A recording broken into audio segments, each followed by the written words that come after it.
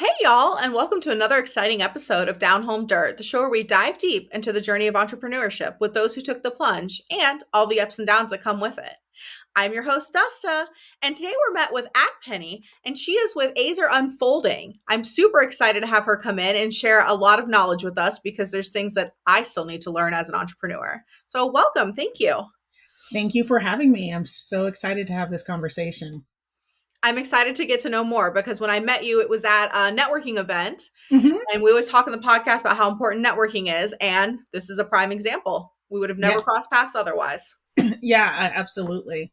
And then we So bumped into each other at the Clayton Harvest Festival. So we yeah, it was did, good. which was so cool. I love Yeah, that. That's the one thing I like about a small town is that you're going to run into somebody at some point. yes, absolutely. So tell us a little bit about yourself. Like, where are you from and how did you end up in the triangle? Okay, so like, how much time do we have? I'm from a lot of places. I'm never sure what people are referring to. So my parents are from Ghana in West Africa. They immigrated over here. They immigrated to Canada first, where my older sister was born. Then my dad got his PhD at the University of Oklahoma, where I was born. Then we moved to Florida for a short time, and then I grew up mostly in mid-state New York. And then we moved to Texas, where I was for over 20 years.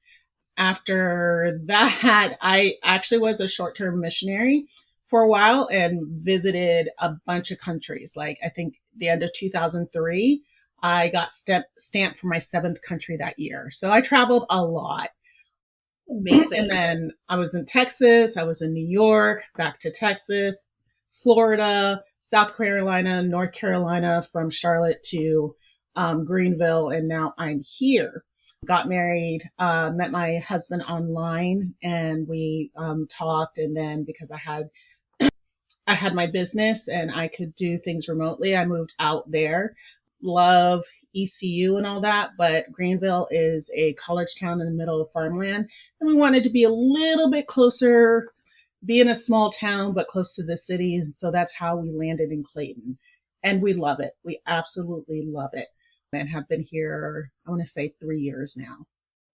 Oh, wow. I've been here for 5, so I understand. Everyone I talk to says the same thing. They just ended up here and they love it. They're not leaving. Yeah, my husband had an opportunity to move out to Charlotte, and he was like, I hate Charlotte. I'm like, okay, that's fine, because I love Clayton. So yeah, we'll stay here. We'll figure something out. Yeah. You enjoy. Yes, exactly. They have a Exactly. huge mall in Concord that I went to. It's like a 3-mile long mall. Like that was the most exciting thing I did out there. Yeah, I saw it, and I'm not a mall person, and I was like, that looks nice, and kept on driving. So yeah, yeah, I feel you on that. I have not been to a mall since then. That was over 10 years ago. I yeah, was like, yeah, yeah. cool, we have a mall. Exactly. That's it. Yeah. For other people, I'm happy to refer other people to it. And then if they want to hang out and say, let's hang out at the mall, I'm like, let's not. Let's do something else. Let's go have some fun. I'm with you on Yes. that. I used to live in Asheville when I first came to North Carolina, hmm and I feel like I did all the things that you could possibly do out there. And then I was like, cool. And I lived out there for a while. And then I was like, all right, time to explore a new city that has a lot more. That's how I ended up over here. Oh, okay. Cool. It's Cool. a little Yeah. too Now cold for Raleigh me. and Durham and Cary, you can do anything and everything. So yeah, I see that. That was my whole thing. Cause like I love the mountains and it's great for a vacation, but like living there full time, I was like, I've done everything. I'm bored. Yeah. Yeah. I'm done. So yeah. Right? You can only hike so many mountains and run from so many bears. I'm gonna be honest. I'm going to need to hear that bear story sometime. So yes. I'll just tell it to you now because it's fabulous. I am from Florida and we do not have bears like that, right? Like your worst Correct. predator is I lived on the beach to preface all this. So like the worst predator we have is an alligator and A, they don't move that fast and B, like you kind of see them coming, right? Yes. So I'm living out in the mountains and I have no cell phone signal. And I'm like, just kind of having the windows open and I'm standing there like getting ready and everything. And I had a boyfriend at the time who was actually from here. And he looks at me and he's like, don't move. And I was like, what is going on? Like, why not move? And he's like, there's a bear about to charge through your freaking door right now. And I was like, oh, this is not cool. It was a mama bear too, because her little cubs were out there. Oh And no. I was paying no attention, right? Here's the best part. I had a roommate at the time. He was out back, and the bear came out there, and he texts me, and he goes, I'm on the roof. You need to save me. And I like went out there with a shotgun, and I just like let it go off because he said that's all you needed to do. And the bear took off, and I was like, okay, this is not for me. And that's when you decided you needed to leave. Yep. I was like, we're packing all this up and going because this is not for me. Oh my gosh. Okay. Yeah, no, that's amazing. So, no more bears. I'm good. Mhm. Gonna stay over here where they're not. Yes, yes, absolutely. So let's jump into it. Tell us about what you do and who's your ideal client. Okay, so I do business coaching, and so I do two things. There's business coaching and HR consulting. Business coaching is for small business to kind of help them to succeed. A lot of small businesses know what they want to do, but have no clue how to do it and have no idea of all the different things. And I'm just really good at helping people go from point A to B to C to D and all that. And so my plan is to make them successful enough that they don't need me anymore within 2 years. And so working with them, I also do leadership coaching for first-time managers to C-suite. There's usually a lot of availability for executive coaching, but I feel like that first-time managers and a small, like mid-managers don't have enough of support. So I decided to do a ranged scale of leadership coaching. So that's my coaching part of my business. And then HR consulting. I did HR for a long time, stepped out of that, really built up my business, and then went back into HR and decided that I really, really want to help small businesses do HR right, not be afraid of it, but also not have the burden. If they don't need a full-time HR person, I am in their consultant to help do things right. So that's kind of my two arms of my business. That's great because I, as a small business owner, can't afford HR full time. So it'd be great to be able to have it there as needed. Yeah, yeah, that's what I like. Also, as an HR consultant, I have the freedom to, if I'm telling people what they need to do and how they need to do it and all that stuff, it's an option for people to, follow the law or not, and I help them to do it in the best way possible. But there are some people who are just stubborn and say, well, I'm a small business, it doesn't matter, regardless of the fact that once you get dinged, it matters a whole lot, and you never know when you're going to get dinged. And so I want to help prevent that. And also, like on my website, I talk about being people focused and business oriented. And it's not an opposition. It's something that really, really helps tie each other together, that you can really establish your people and also be successful as a business owner. So, yeah. Absolutely agree with that because sometimes I'm not even going to say sometimes, it's always hard. Mm-hmm. There is no Yes. sometimes. Yes, it is hard. And I know that we'll probably touch on this, that entrepreneurship, while it's very rewarding, it's very hard. And people miss sometimes the concept of the hard stuff and the choices that you make and all the things that you do have to do. So, but it's good for the No, people who absolutely. And do that's it. kind of why I started this podcast, is because I wanted to highlight that it's not just all glory, and a Mhm. lot of people feel like, oh, I want to be a business owner so I can do whatever I want.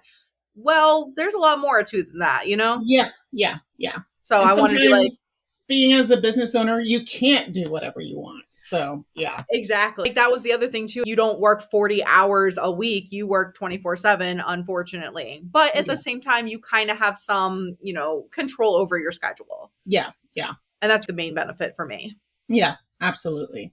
It's all about flexibility, how much you want to put into it, and what you want. What is your definition of success? So, yeah. Yes, because I have done this podcast for a while now, and I've realized when I ask people like what is their definition of success or like how do they practice it, the answers vary widely. Mm-hmm. Yeah. Actually, just talking to one of my clients, and she was stressed out to the max because she's like, I need to do this, and I need to do this, and I need to do this, and I can't, and I don't know when enough is enough. And I'm like, well, that's your choice. And she was like, what? I'm like, yeah, no, you define what success is, not the people who have hired you, not, other family members, not social media. You define what your success is. You set up your markers, you meet those, and when you have achieved success, that is your victory point. Don't forget to celebrate it. I love that because I think about how sometimes I do let social media kind of define my success, but then I have to like take a breather and a break and realize I'm going to go into burnout if I keep trying to keep up with these unrealistic expectations. Yeah, And absolutely. I know that we talked a little bit before we started recording about the burnout. Do you want to touch on that now? Burnout is, what are some words for it? I was telling you, I just recently wrote a post about when life catches on fire, and the fact that burnout can take you by surprise because you can keep doing life and there's stuff that pops up and you're like, okay, I need to focus on this, or this doesn't matter, or something like that, till all of a sudden one day you are deep in depression and you never saw it coming, or something like that. That's what happened to me. I'm business coach, and I was not doing the things that I was encouraging my clients to do. And one of the things about burnout that we talked about is that there's such a stigma to it. But at the same time, in the American society, there's the pull yourself up by the bootstraps. Mm-hmm. There's the go, go, go, do it 24/7, succeed at all costs. And that doesn't quite drive with a person who's taking care of themselves.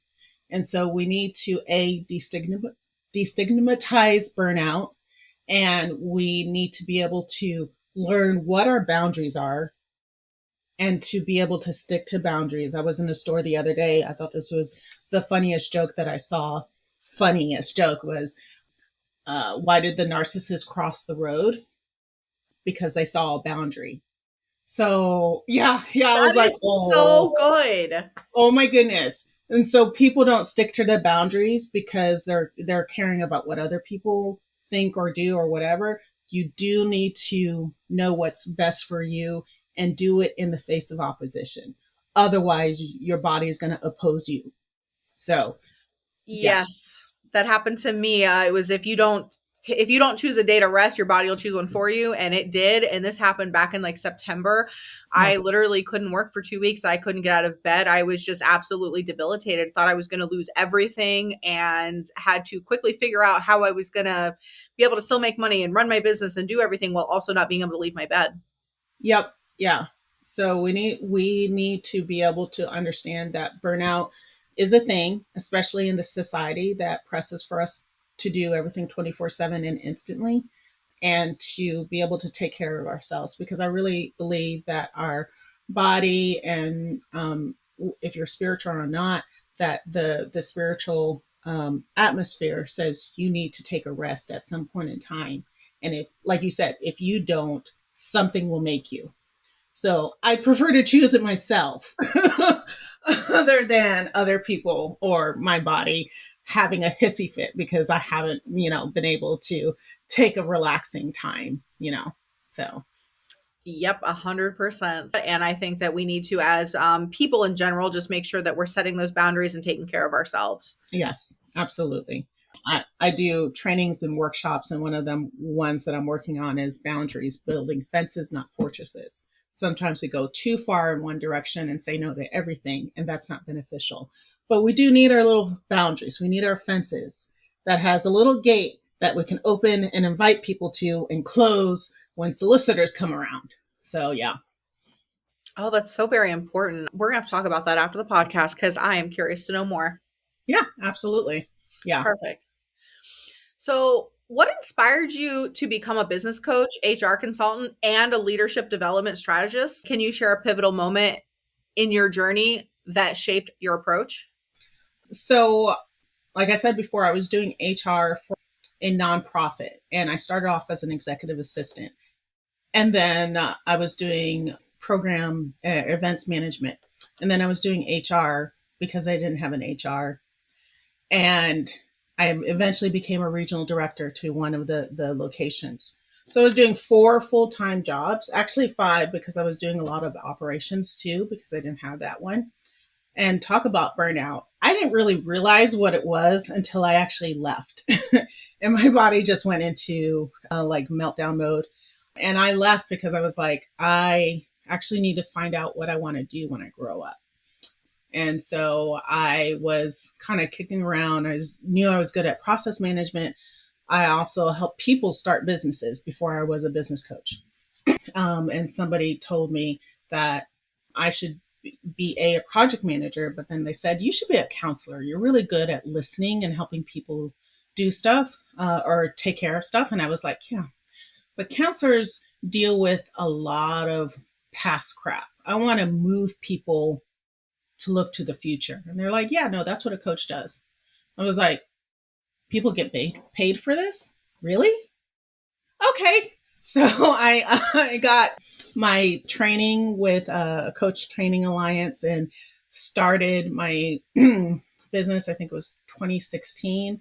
And I decided I wanted to do business coaching because I was already doing that. I already knew how to look at all the processes in order to start a business that people don't think about, like the filings, bookkeeping, all that stuff. And then to get people looking towards a plan.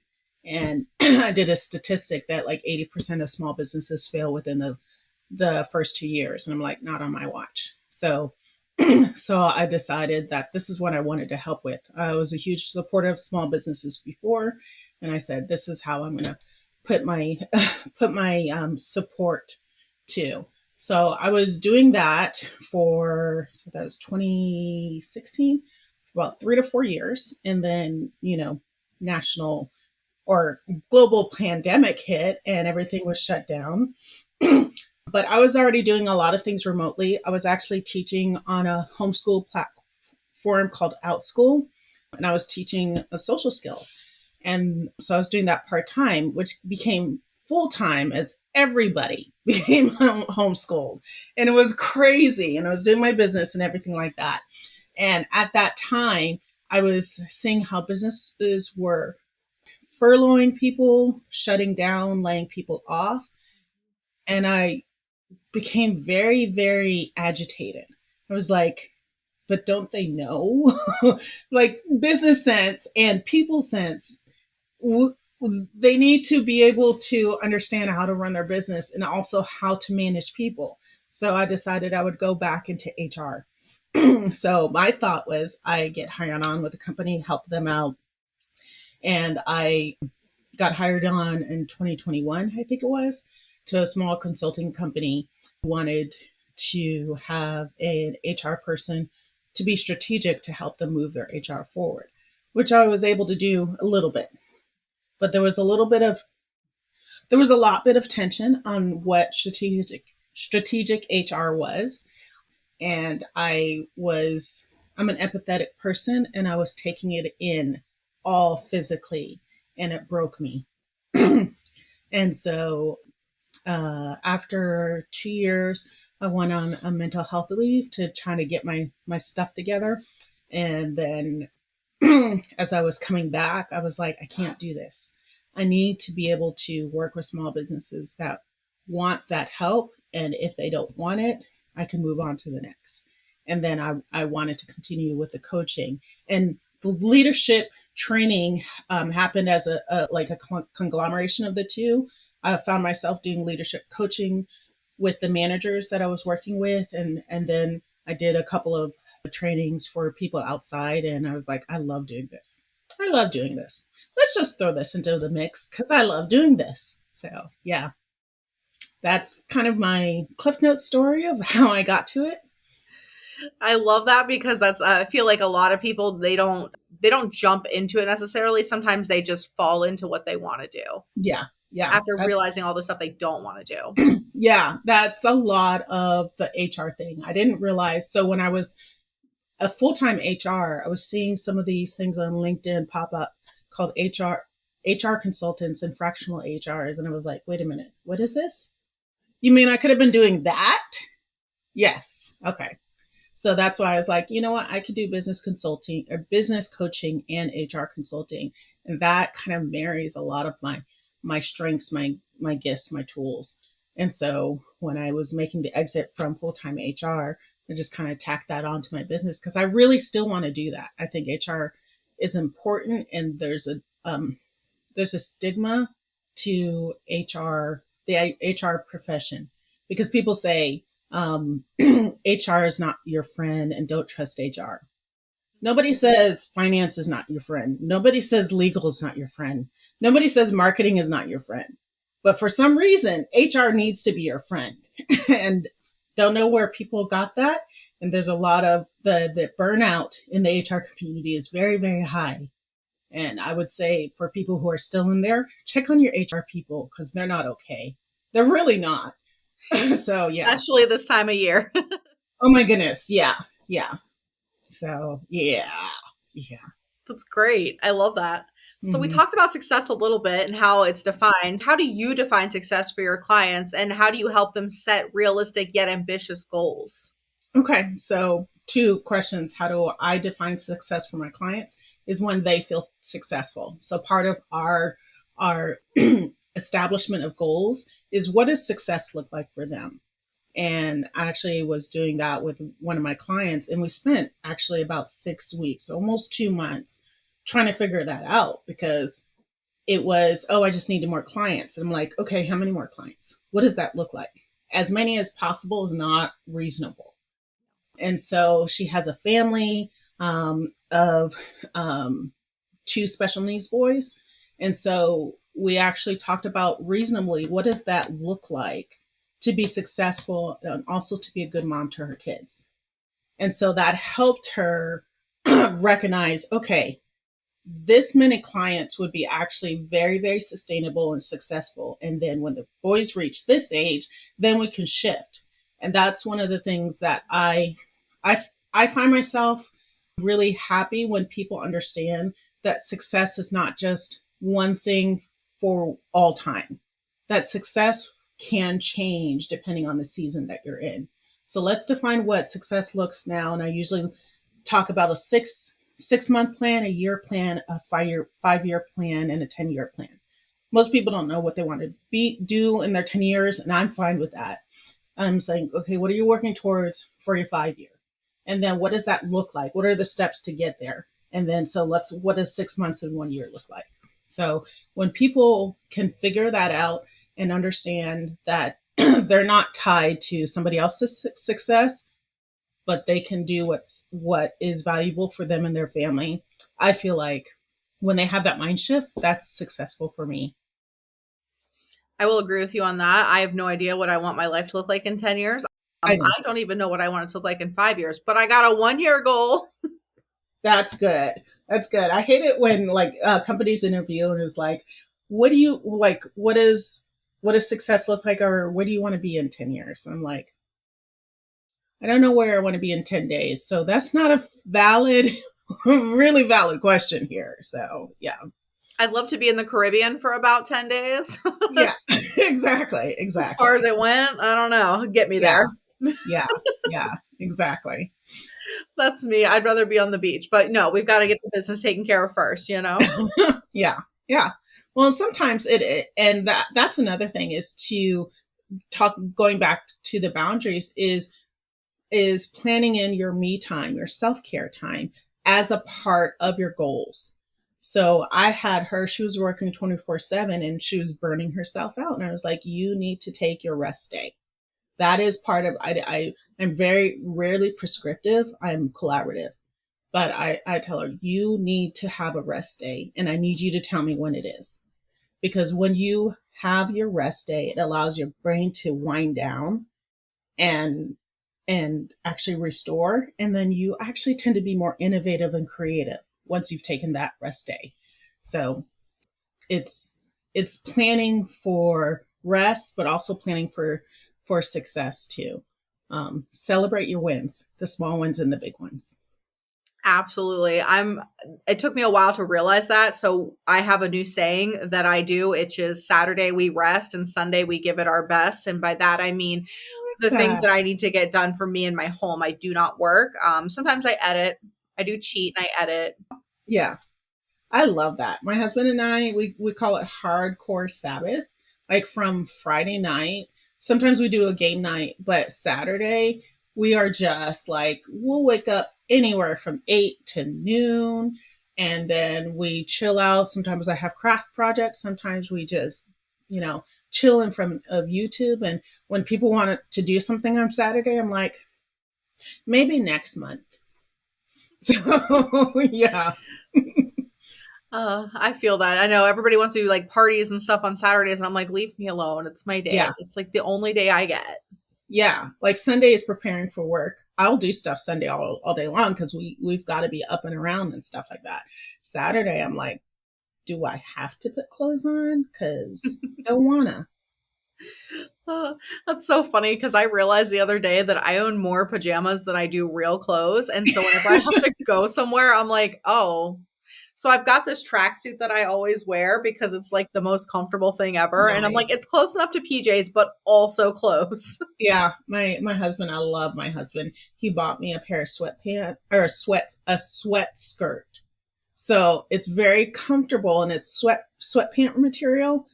But it's, can be, worn in public, but I'm still super comfortable and, take off the shoes and put on slippers and I'm good to go. I'm like, I love you, baby.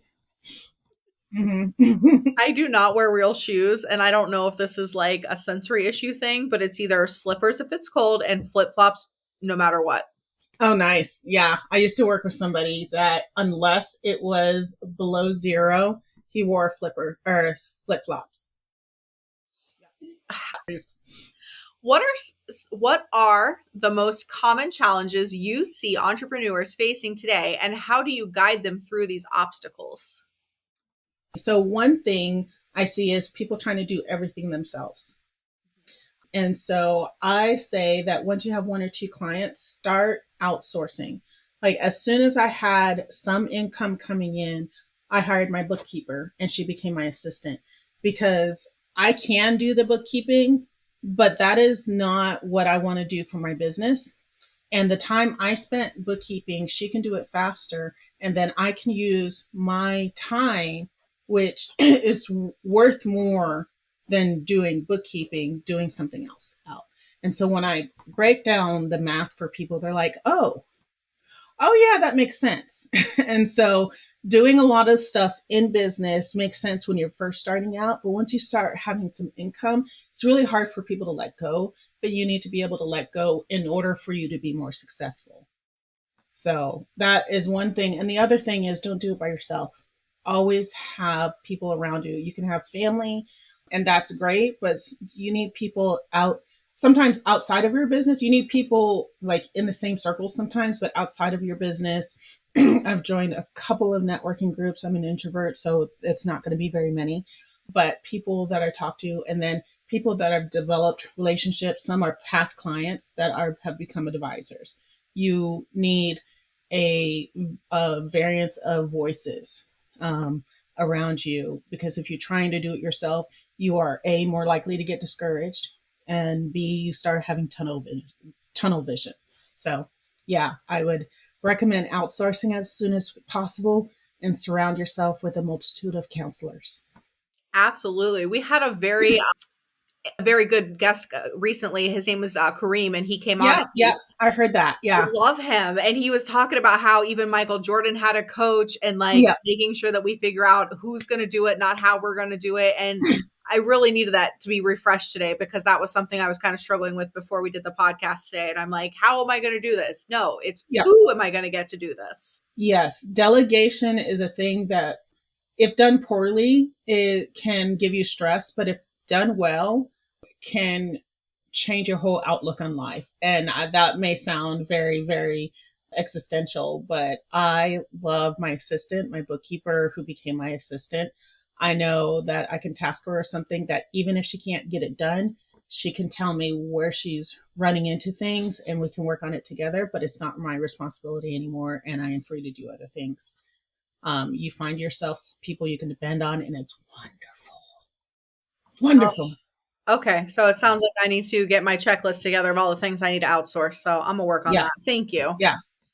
And you can do it slowly. You shouldn't do it all at once, because sometimes we'll lean in that direction. But Like even just offloading one or two things will make a difference that allows you to offload some of the more major things a little bit more down the road.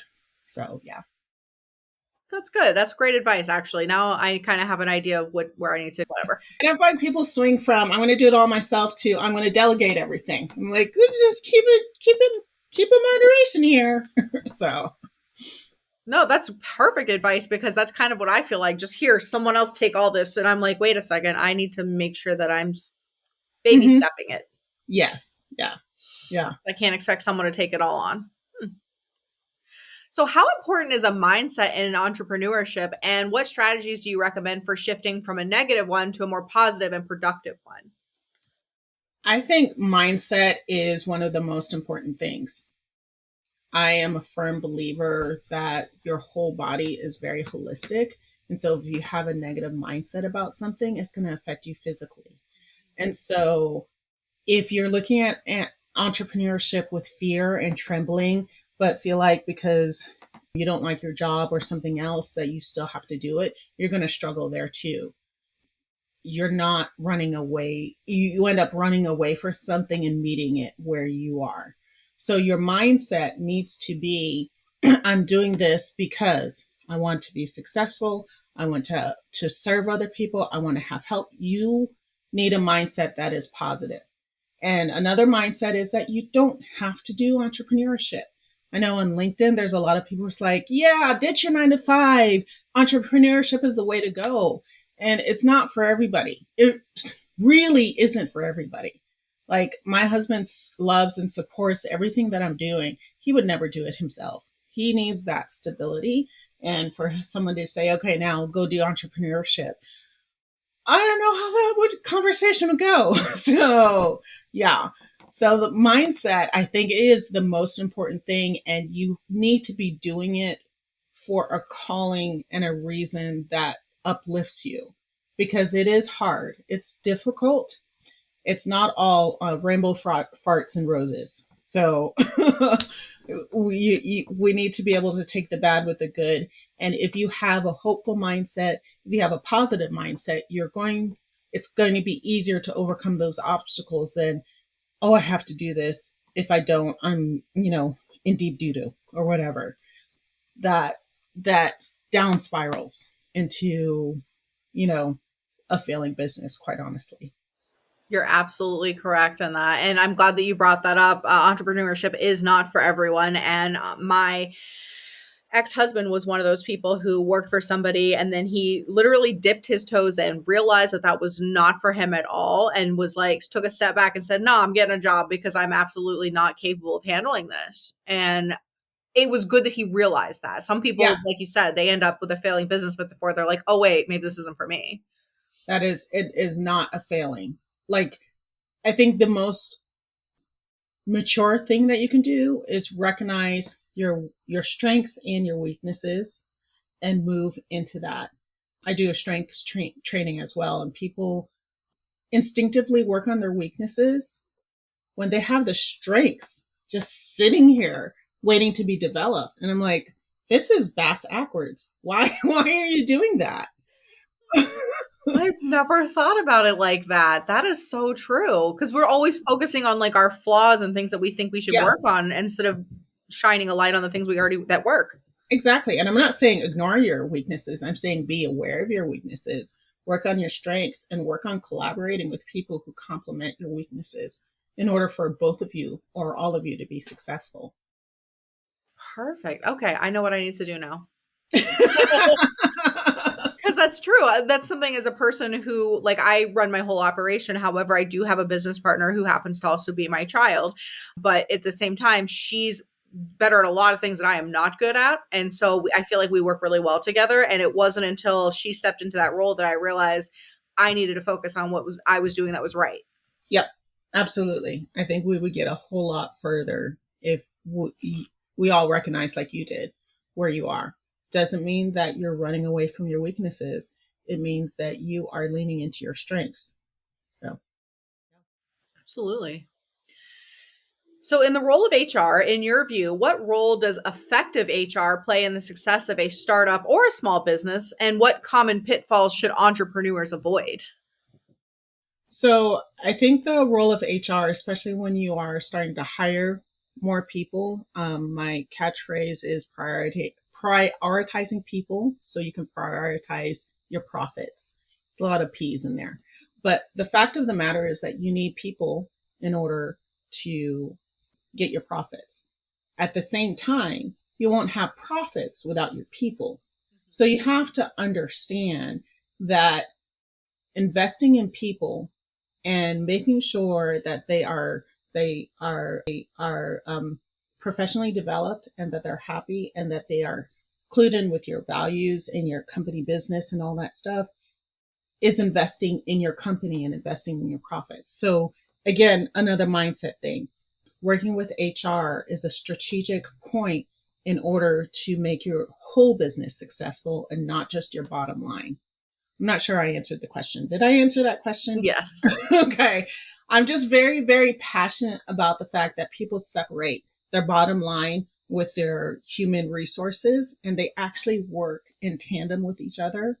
And if you can realize that and do business planning and your strategic planning with professional development in mind, that people will succeed a lot quicker and a lot faster.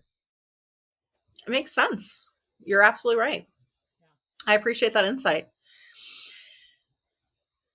Can you discuss different leadership styles and how a leader can identify which style best fits their personality and business culture? Yes, I did a podcast on this. It was so fun. So there are, I don't have it all up, but there are, I think it, depending on what model that you're looking at, there's anywhere from 7 to like 12 different leadership styles. And the thing about styles is most all of them work if you know what your personality is. And I do a lot of work with people in their personalities as well. One of the things I tell people is that don't try to stuff a round hole or a square peg in a round hole. Like just because this leadership style worked for somebody else doesn't mean it's going to work for you in your situation right now. Figure out who you are, figure out your strengths, your weaknesses, your tendencies, and how you communicate. I think those are the 4 key parts of figuring out your leadership style. And then formulate plans of, I work with people on, okay, how do you communicate? How do you communicate with other people who don't communicate the way that you do? How do you make business discussions? How do you build up a council in order to move forward those business discussions?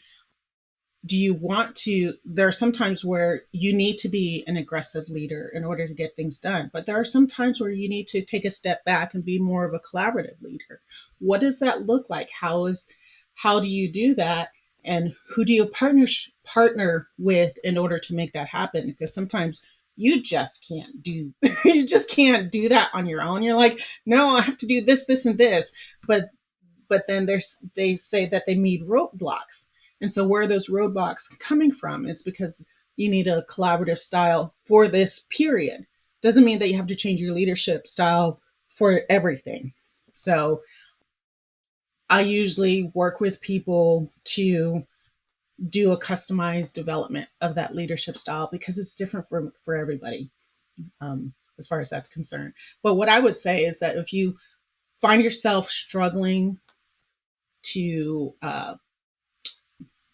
struggling to lead your company well, especially if you have people, employees, there is a book by Patrick Lencioni, I think that's his name. It's the five dysfunctions of a team, but then there's five dysfunctions of a leadership. And that's a really, really good book to kind of look at. It sounds negative, but it looks at where you are and how you process and what would work in your situation. Highly recommend it. We'll go ahead and tag that down below, Yes. like whenever we do this. Oh, we have a picture. I might have one. Okay. So he has a lot of books. This one is, I just picked this up at a book sale. It's the five temptations of CEO. And let me see. Here we go. Patrick Lencioni. That's the name. Okay. Yeah. And his first one was Five Dysfunctions of a Team. But when he's talking about leadership, I recommend every leader read that book.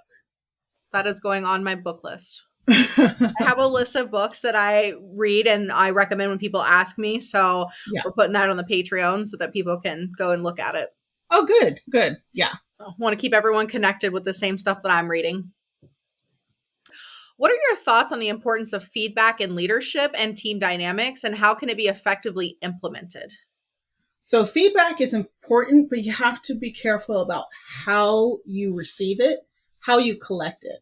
So if you are just going informally, it's like, hey, I just want your feedback on this. You need to set up expectations.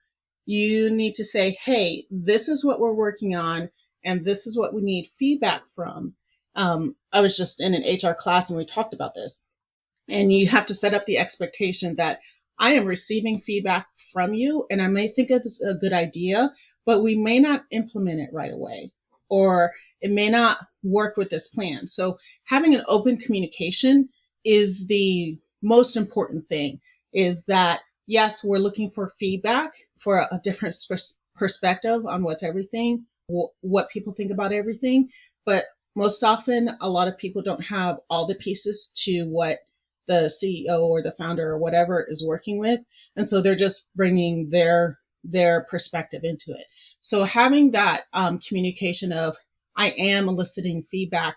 It may not happen, but I want to know how you feel so that I can tie that in. So communication and setting expectations. And then once you've analyzed and that you've processed the feedback, communicate back to people and say, hey, we got feedback, and while this wasn't going to be able to work, this was, and so these are our plans for the future in doing this, that, and such. So coming back to communication again. So communication, expectation, communication, I think is important for a feedback loop. Communication is very important, especially when you're, well, in life in general. So there is no especially, just all over, Yes. every area. Yeah. Yeah.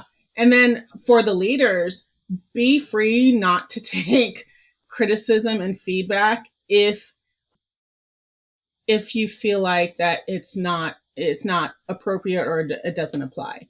Don't feel like that you have, just because you ask, that you have to take that information in. You can let it in, process it, and show it out the door. It doesn't have to stay. It reminds me of something my mom used to say to me all the time. She would say, everyone's going to give you advice. Take what makes sense and flush the rest.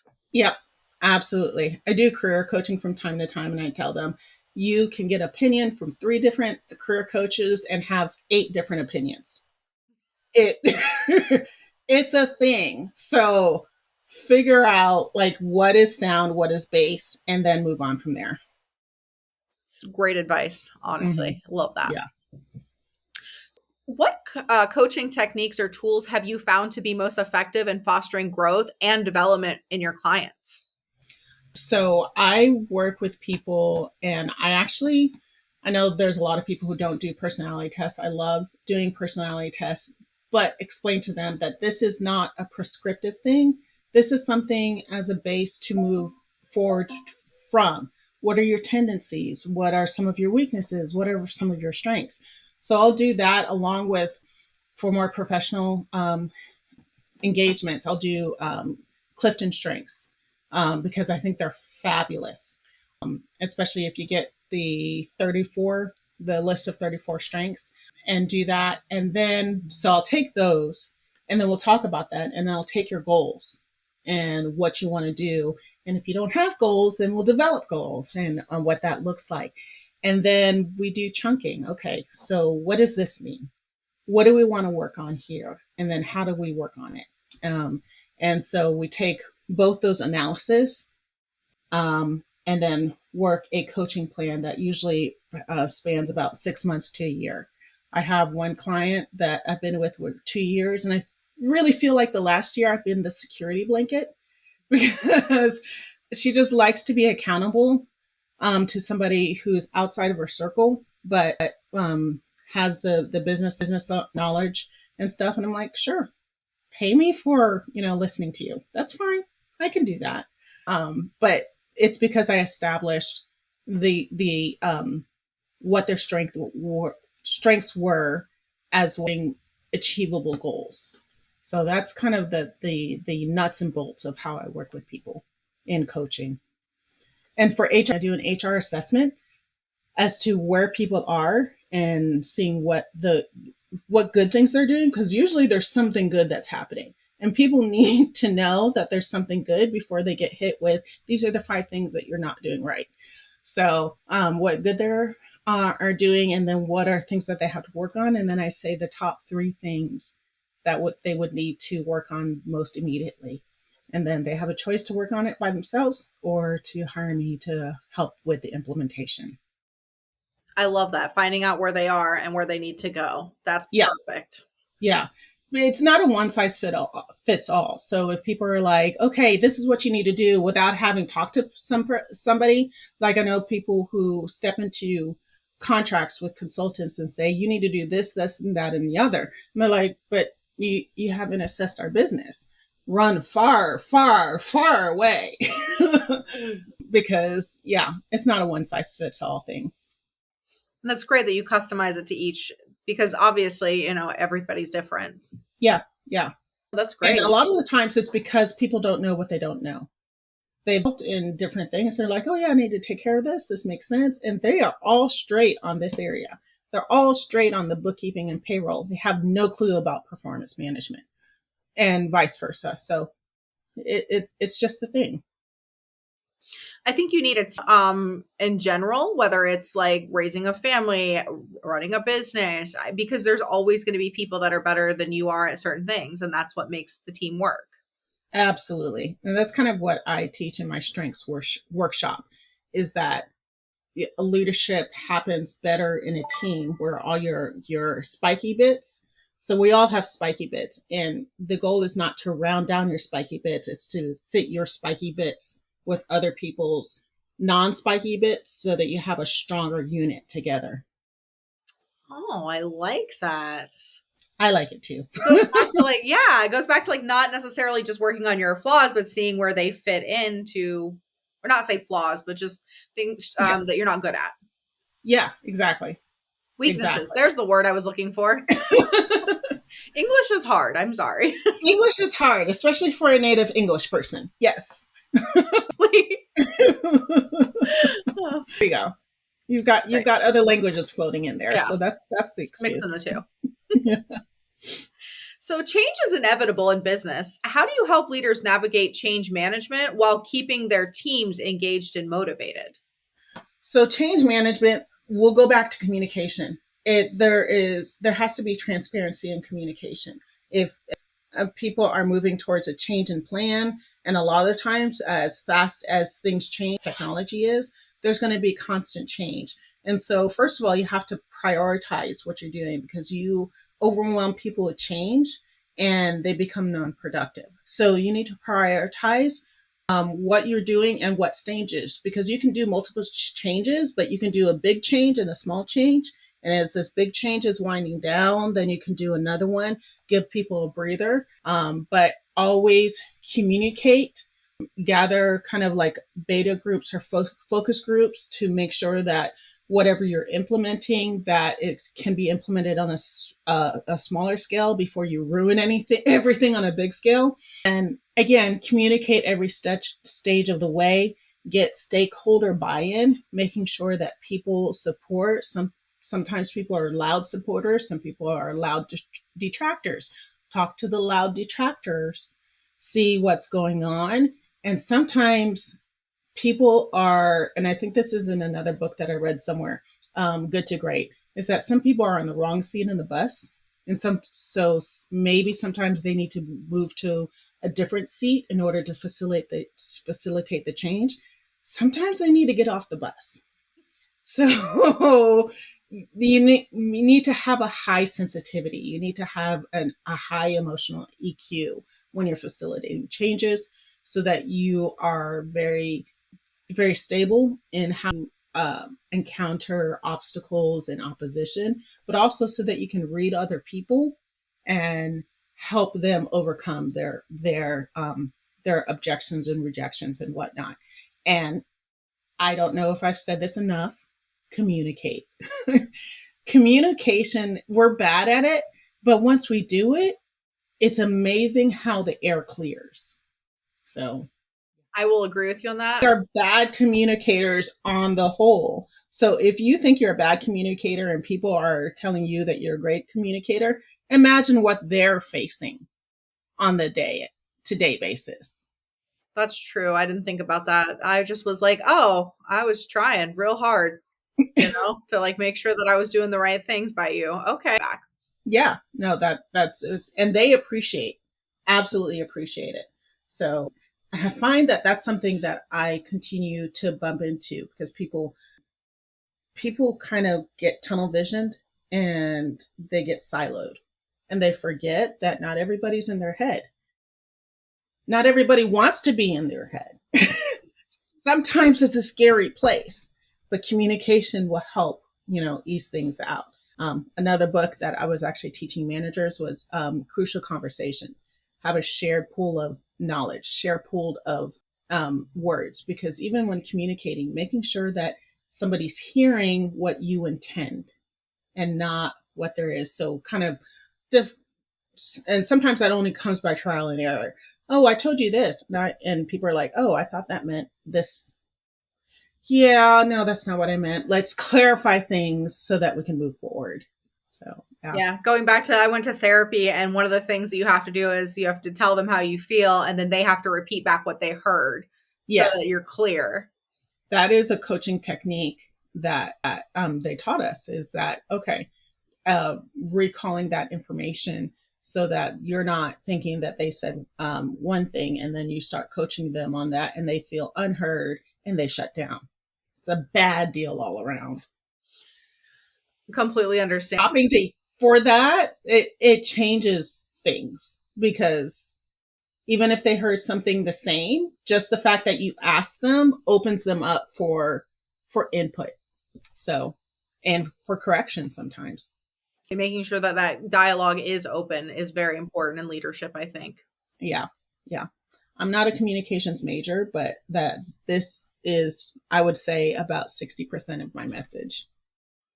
I've heard that several times, is that communication is the key to your message. It's the key to success. It's the key to a lot of things, just even accomplishing small things in your life, making sure that communication is there.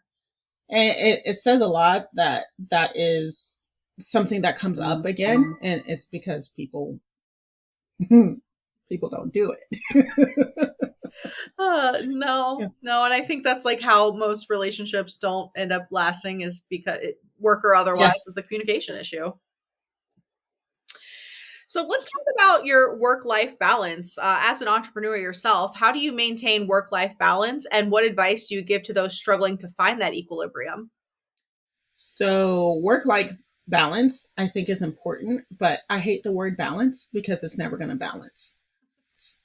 I was looking at this terminology, and I think I was watching the Olympics at one point in time, and the people who excel on the balance beam, if you look at them and when they're still, their whole body is still moving. Muscles are adjusting at all points for them to stay in one place on there. So I started using work-life workflow or whatever it is. But no, I think one of the most important things is that balance is very fluid.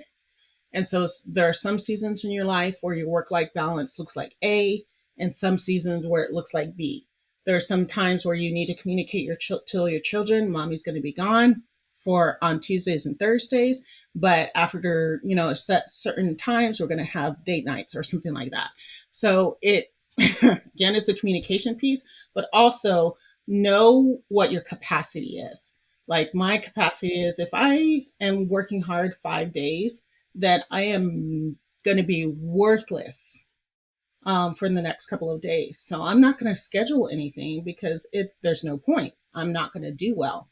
So if I end up having to do something on a Sunday, there's some time during the week where I am taking that extra day, that extra work day.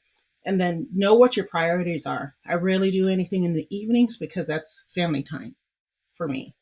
And so if something needs to happen in the evening, again, I replace it on a, weekend or something like that. I make sure my balance is that I spend as much time with my family as possible. So I've built these boundaries, and building the boundaries doesn't mean that it has to be a unfixable thing. It just needs to be a framework which can move if needs to be. So that's how I talk to people about, okay, what does the balance look like in this season? What's healthy for you? What's healthy for your business? What does success look like? And how do we get to that success?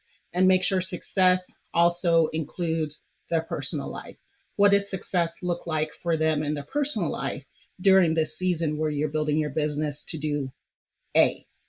So it is very internalized. What does that look like for you? Because just because somebody can run 50 hours a week doesn't mean that you have to. So what does it look like for you? And then let's build a framework in order to get there. I love that you said that because I was actually listening to a podcast yesterday, and the podcast was Dark History with Bailey Okay. Sarian, and she was talking about a factory and how these people worked 50 hours in the factory, right? And she Mm-hmm. said they didn't work 50 hours a week, they worked 50 hours a time, and then they had time off. And so it looks different for everyone, and their route to success was different. And especially she was talking about the Triangle Shirt Company that was out of New York. It was an old, Mm-hmm. back in the day, it was built by immigrants. Mm-hmm. And so they had people in there that were working like 50 hours, but it was, 50 hours and then they would have time off. Yeah. My husband said this thing that like peasants in the medieval ages, there were certain times where they didn't work or were told you shouldn't be working at this time. And if you added all that up, they had more time off than we do in the US. That should tell you something. Yeah, because like it's not, how many hours can I put in this week? It's how many hours can I put into this overall Yeah. to make And I it was work. actually thinking through this, and I'm like, especially with the remote companies when they're like, oh, you have to do your hours and all that stuff. Why don't you start clocking KPIs and productivity by what gets done and how well it gets done instead of how much time people spend on it? I know that there's just a lot to go into that because, again, that's a mindset shift change and all that stuff. But I think it's time we started thinking about that. I agree with you. Actually, when I was a kid, this was something that always used to confuse me because I don't know if it's ADHD or the entrepreneur spirit, but I never understood why someone had to work 40 hours a week to get a paycheck when I could go in, get the job done in half the time, but I still had to like sit and wait. I Yeah. remember when I had a job working for an insurance company and I had to sit there for 8 hours. Well, before lunch, I had all my work done. Mm-hmm. And I'm just sitting there like, I'm wasting your time and mine. So I would Yeah. I was in college at the time. So I was like doing my college work on the side. Yeah. Yeah. I have one client who just really loved working with me because one of his endorsements was I can do more in 8 hours than a lot of people can do in 40. And I was like, I don't think that's true, but thank you. So he would just give me a task, and whenever it gets done, it gets done. And it worked out. See, that's fabulous. That's kind of how I decided that I needed to start a business because I was like, I could do other things, get the work done, move on. Yeah. Oh no, absolutely. Absolutely.